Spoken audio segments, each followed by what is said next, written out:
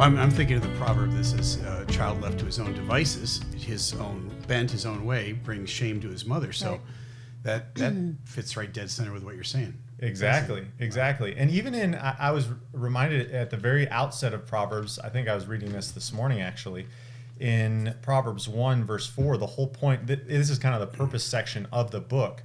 In verse 4 it says, the point of Proverbs, if I can summarize it that way, is in verse 4, to give prudence to the simple and knowledge and discretion to the youth. Now that word youth there is the same word for child there in Proverbs 22. And so if the assumption of wisdom literature is that this child and youth doesn't have that knowledge and discretion, then his way isn't going to be one filled with knowledge and discretion. It's going to be the opposite, right?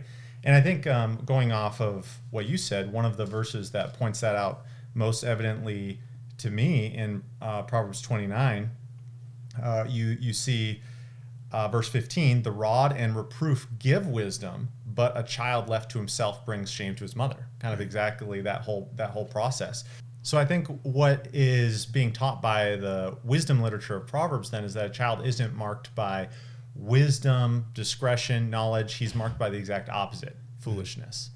And when we look at that and bring that back to verse 6 of Proverbs 22 then, when it says train up a child in the way he should go, I would rather translate that in his way, which in the proverbial world, in the world of Proverbs, that's a negative connotation.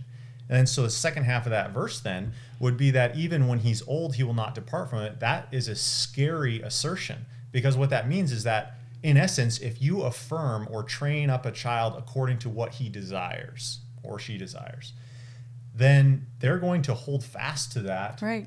And again, remember, I'm not saying Proverbs are necessarily promises. There are exceptions to that. But I would take this as a warning, saying if you allow a child to affirm his own way, he's going to hold fast to that even when he's older. And that's a negative thing. Thanks for watching that clip on YouTube. Don't forget to like and subscribe so that you don't miss any of our weekly content. And now, let's hear from Mr. Pepe Le Pew. I love you.